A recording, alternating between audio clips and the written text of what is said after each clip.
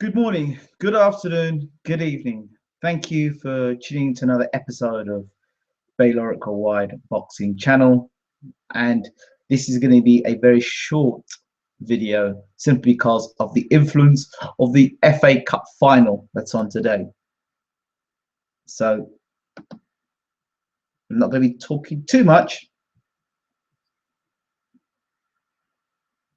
but there's a lot for me to get through in a short space of time. So I'm going to try and get through all I can as quickly as I can without too much of a delay. As my phone's going off, so don't know why my screen is freezing at the way it is. It's freezing at the moment. Let me try and work out why my screen is freezing so much. It's really freezing really bad.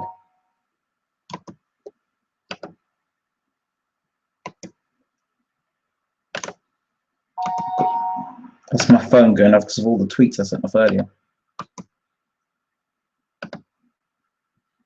Simply because of the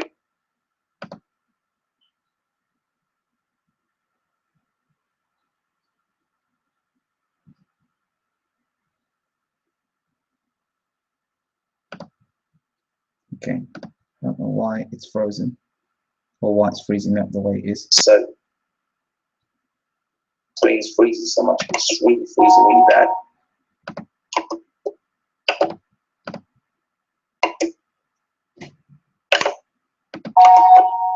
That's my phone going off.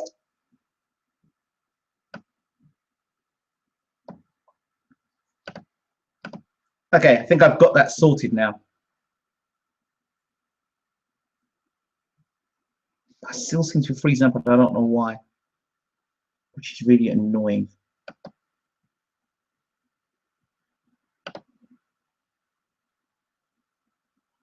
Let's see if I can work out why it's still freezing up like that.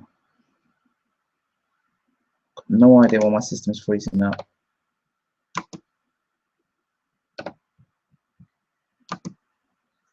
don't normally have this problem at all. I just don't understand why I'm freezing up like this. Okay, am I talking okay? Am I fine now? I think I'm okay. Check, check, check, check. It's still static, not moving as well as it should be. But anyway, let's start again. Good morning, good afternoon, good evening, wherever you are in the world. I'm Ingram Jones, and I'm doing this video now. I know a lot of you are probably sitting down, getting ready for the FA Cup final, Arsenal versus Aston Villa. You know, wow, what a great game today. I'm a Gunner, so I'm gonna support Arsenal, obviously. But anyway, moving on. Very distressing news coming out of Belfast, Northern Ireland. Eamon McGee Jr. has been stabbed and killed in Belfast. And you know who Eamon McGee is. He fought Ricky Hatton, and then McGee was the first guy to drop Ricky Hatton in his career. Lost a points decision to Ricky Hatton, but yeah, his son has been stabbed and killed, and the person who did it, they're saying they've got in custody now. So that's distressing news for Eamon McGee, and my heart just goes out to Eamon McGee and his family. A terrible thing to have happened, and really absolutely shocking. So my condolences to him and his family at this very difficult time. So that just came through via my Twitter feed, and I'm just shocked. I mean, I live in Ireland. I live in the south of Ireland, or southern Ireland. So just devastating to hear such news. And when you hear that across the boxing world, it's never very good. So to hear that isn't very clever. Moving on. Lots of things to talk about. One of the things I want to talk about this before I get into the post-fight and the pre-fight for tonight, I want to talk about social media. People on social media, people who think they're clever on social media, people who just can't leave a comment and leave it be. Something that I have a problem with. I don't know why this thing keeps freezing all the time.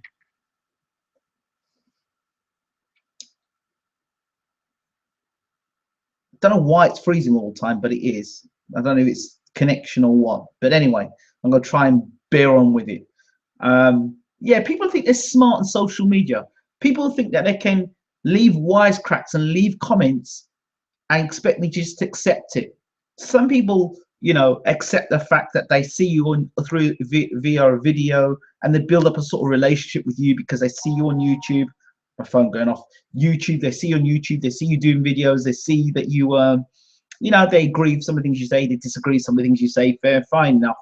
But there are some people that think they can. They feel that they have the right to not only criticize you, but to control you, to tell you how to be. I had one smart person that thought it was good to leave a comment and say, "Good video," but I felt you're laughing and you're smiling, and the way you laugh was a bit fake. So I'm thinking to myself, who are you to tell me how I laugh? And how can you determine if I'm laughing fake or not when we have never met? You've seen me over the video, but yet you say that I laugh like a fake. For you to say that I'm laughing like a fake must know you know the real me. So I find that highly disrespectful and rude.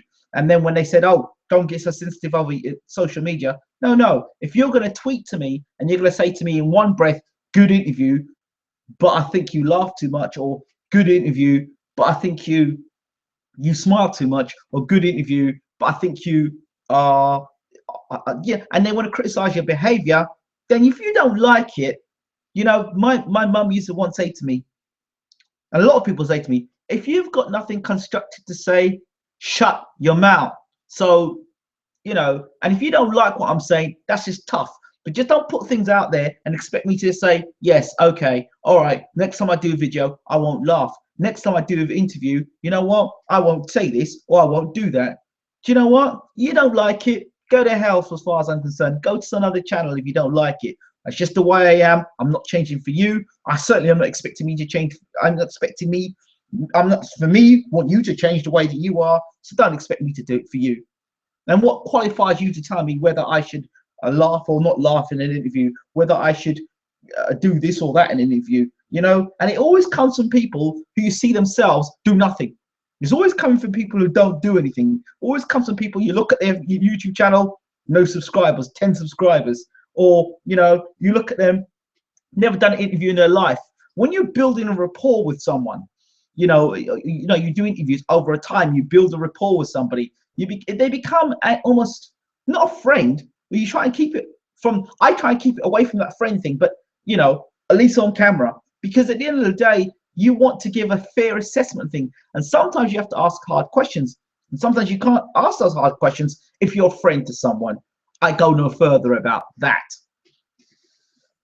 So I'm sorry, you can't have it both ways. You can't, well, you know, 1 minute say great interview, and it took a certain amount of my character and personality to get that interview for you, but at the same time slam the same personality getting for the interview. Go to hell. So that's the end of that. And I'm not having that sort of negative stuff put on me. Somebody says, "Oh, you're being super sensitive." No, I'm not being super sensitive. I shoot down rubbish. I do not let rubbish enter my mindset, and do not let rubbish, you know, affect my psyche. So the next time I get on doing it, I'm like, "Ooh, this person on Facebook or this person on YouTube or this person on Twitter said, oh, I shouldn't laugh as much. So I got to be a bit more careful how I say or how I do the interview." You know what? Smart ass, on smart asses like that. If you've got a problem where I laugh, why don't you go and complain to all those commentators? Why don't you take a stroll down to Sky Sports Studios and go knock on the chief executive door and tell them, "Oh, well, all your commentators are crap. You should do this and you should do that." Why not do that? Idiot. Go to BBC and tell BBC they've got crap commentators and you don't like the way they talk. Idiot. Absolute numbskull. Nothing good to say. So I just wanted to slam that and put that out there and inspire other people out there that do YouTube videos. And you've got these numbskulls and idiots that are worth absolute nothing to the universe because they don't do nothing. They don't contribute anything. And the only contribution they put is negative.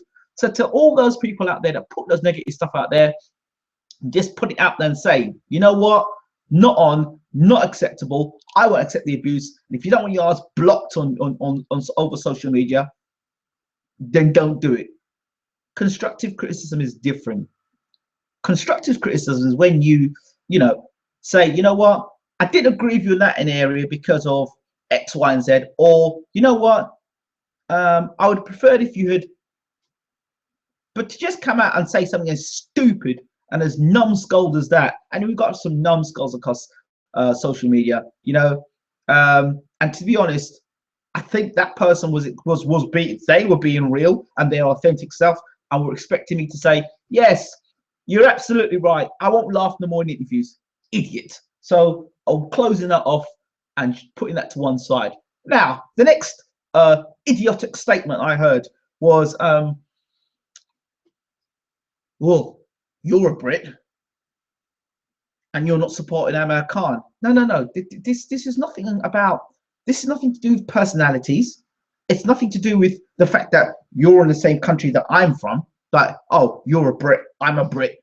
Therefore, if you're going to have a fight that, you know, I don't think you can win anyway, I'm going to just blindly turn around and say to you, yeah, you win the fight because you're a Brit. No, you're going to win the fight because you're a better fighter. You're going to win the fight because you've got better skills, or I give you a chance because of X, Y, and Z. I'm not going to give you a chance because you're a Brit. What the hell's that got to do with it? What has a British passport or your nationality got to do with fighting? Absolutely stupid statement. So I slammed the person and said, don't you think you have enough bias on television as it is? Whether you're British or American or from Pakistan or from wherever you come from in the world, can you fight? Can you box? Have you got a boxing brain? It's got nothing to do with if you come from Japan. Doesn't matter. As if you can fight, you've got heart, you can box. So another stupid statement. Right, so let's get that out of the way. The Amir Khan fight last night, I broke it down, so I'm not going to go into that too much. But I will go into tonight's fights and Kevin Johnson. First of all, those of you who saw the Kevin Johnson interview, well, the Peter Fury interview I did about talking about Kevin Johnson, he was in the camp for 5 weeks with Peter Fury and not 10 weeks. And what can I tell you? What can I say? What can I say? What can I tell you? You know, 5 weeks of training camp isn't enough. According to Peter Fury, he wants 10 weeks. He got 5 weeks. So that tells me that Johnson isn't in this sort of, reading between the lines, Johnson is not prepared as much as he should be to fight Anthony Joshua. Whether Johnson is in shape or not in shape, that's not what I'm concerned with. My concern about Johnson Joshua is that Kevin Johnson, for all his talking, spitting bars, blah, blah, blah, blah, blah, fans are focusing on the wrong things. Boxing fans, you're focusing on the wrong things. This guy is not a rapper. And he wants to rap, he's not a rapper. He is a boxer. That's why we're looking at Kevin Johnson. The question boxing fans should be saying, look, and as an interview saying, look, Kevin, you're doing all this talking here. Are you gonna actually do something constructive in the night? Are you actually gonna fight on the night? Are you actually really gonna fight on the night? Because if we look at your history down the stretch in the past, you've done a lot of talking. You did a hell of a lot of talking for Chisora, did a hell of a lot of talking for Tyson Fury, did a hell of a lot of talking for Shah, did a hell of a lot of talking for Klitschko, and you're doing a hell and even more talking now for Joshua. And all that, is that nervous energy that you're going to use up before the fight? I don't know. I'd be more confident in Johnson had he prepared fully under Peter Fury, which he obviously didn't, because he didn't get the 10-week training camp in. He only did 5 weeks. So I don't know what sort of shape Johnson's going to be in. My other concern is the physical stature of Anthony Joshua. I'm saying it now. I'm not saying it like a wise guy after the event. I'm saying it now, and I think I've said it before. I'm concerned of the physical stature of Anthony Joshua. He's getting bigger and bigger and bigger. More muscles. I asked the question before, how many people, how many fighters with that sort of structure have gone and won the heavyweight championship of the world and defended it successfully? The only person that comes to mind built like that is Frank Bruno. And the way they're building Joshua up, He looks like Frank Bruno Mark II, not Lennox Lewis. Look at it. Lewis had lean muscle. Klitschko's got lean muscle. Ali had lean muscle. Lean muscle. All lean muscle fighters. You know, so I suspect with all that muscle, you bulk up. You know, will you be able to go 12 rounds in a real tough fight? And I don't know if he can. I don't think he will. That's my thoughts. So lactic acid building up in the body. I'm sorry, I don't know if you're building. Are you building a world heavyweight champion, or are you building a guy setting up for failure? And to me, it looks like a guy he's setting up for failure here. But what do I know? I'm just a guy behind a desk reporting and talking about boxing. So what do I know? Tonight's fights, I've broken them down already. I am going with Frankie Gavin tonight in the big one. I think Gavin is vastly underrated. Has actually fought the better opposition between the two guys. Kell Brook's first real step up into world class was against Sean Porter. Again, Sean Porter's unknown quantity, having drawn with Diaz. If you look at Gavin, fought Bundu, you know, and he's for me, he's a world class welterweight without a shadow of a doubt. And you saw what he did with Thurman. So that's my thoughts there. Gavin's fought 3 undefeated fighters in his career. So he's fought guys who want to come and win. Brook has only fought 1 world-class fight, one undefeated fight in his career, which was against Sean Porter. So this is my point right here as well. You know, I don't believe that Gavin is going to get bulldozed by Brook. I really don't. And I look at Brook and I see there are flaws in Brook. Pull straight back from punches. And when he pulls straight back from punches, will he pull back from a straight left hand? Don't know. He has got that straight right hand, which is very good. That's his key punch there, his money punch. Other predictions for tonight. I'm going for Lee Selby to break down Gradovich and stop him late. My only concern with Lee Selby is the winging left hook and the right hand. So that's my concern there. Otherwise, I think Lee Selby can become the next World IBF champion. So good luck to him in that. Kevin Mitchell against Linares, difficult fight to call. I think Mitchell will give it his best shot. He will come prepared for this fight. Again, I think Mitchell can win this fight. He can knock Linares out. He's got the power to knock Linares out. But this chin, his chin is the problem with Mitchell. His chin is the problem. I think he's got world-class punching power. I think he's got world-class boxing ability. I don't think his chin is world-class. And that's the problem. I don't think his chin is world-class. And Linares, one thing he can do is punch. So Mitchell's got to find a way of negotiating this fight by hitting and not get hit. He's got to get in, land his shots, hard shots. Or if Linares is coming onto him, he's got to counter Linares hard and hurt him, right? And not allow Linares to get a foothold in the fight and start pushing Mitchell back to ropes. If Mitchell's back starts touching the ropes and Linares starts opening up, it's going to be a bad night for Mitchell. He's got to stay off the ropes. If anyone's on the rope, it's got to be Linares that's on the ropes, not Mitchell. Mitchell cannot be the hunted in this fight in that sense. If he's got to give angles, he's got to be moving off the ropes, away from the ropes. Don't let his back touch the ropes and throw counters when Linares is coming onto him. Like the opponent Mitchell fought beforehand, I think Linares will walk onto shots. I think Mitchell can stop Linares the second half of the fight where Linares starts to slow down. I think that's where Mitchell can cause a stoppage. So anything after 6, I'm thinking Mitchell by KO. Tough fight. I want Mitchell to win. I want him to win, but will he win? Don't know, but I want him to win, so I'm going to go with Mitchell. But Linares is a good fighter, very good fighter. Who else we got? Who else we got on the bill? Joshua, Brook, Gavin. Who else we got on the bill? Gradovich, Selby. Yeah, Yeah, Nick Blackwell. I like Nick Blackwell. I think he's a decent fighter, actually. I think he's a very good fighter. I said if he got a decent trainer, Nick Blackwell could be quite a decent middleweight. He's very much overlooked, Nick Blackwell. In the fight he had against Billy Joe Saunders, he really did well. John Ryder, I don't see the fuss in John Ryder. I really don't. He's a guy from my neck of the woods in North London, but I don't see a big fuss about John Ryder. He's all right. He's all right. He's all right.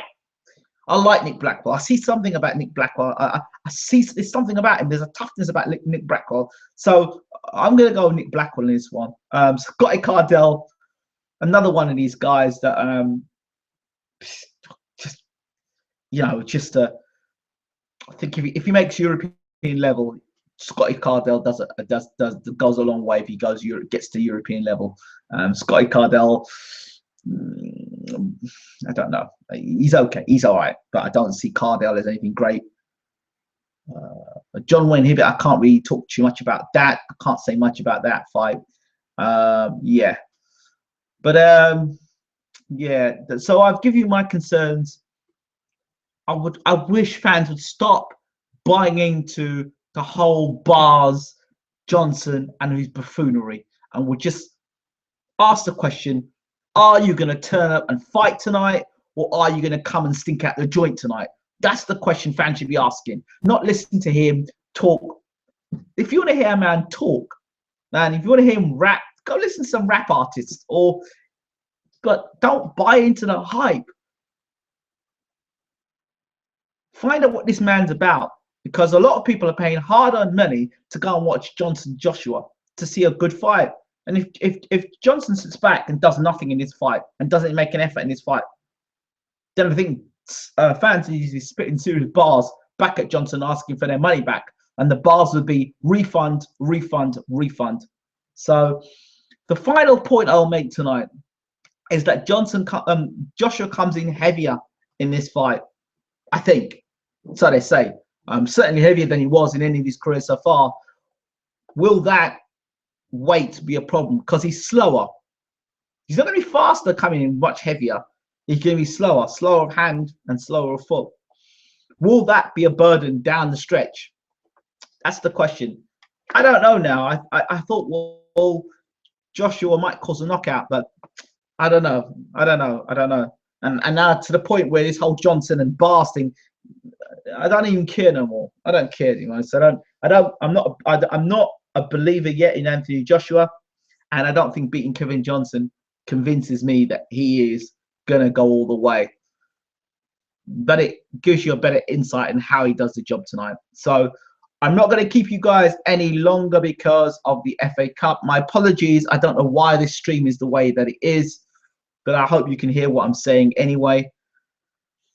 Very annoying, but yeah, at least I've got all that stuff off my chest and got it out of the way. Enjoy the football if you're going to be watching the FA Cup final. If you're an Aston Villa fan, all the best to you today. I hope you guys do well. Enjoy the boxing tonight, and hopefully I'm going to try and do a post-fight, or probably will do a post-fight video on it and probably do a post-fight show. But this is Ingram Jones. Take care, and we'll talk later. All the best.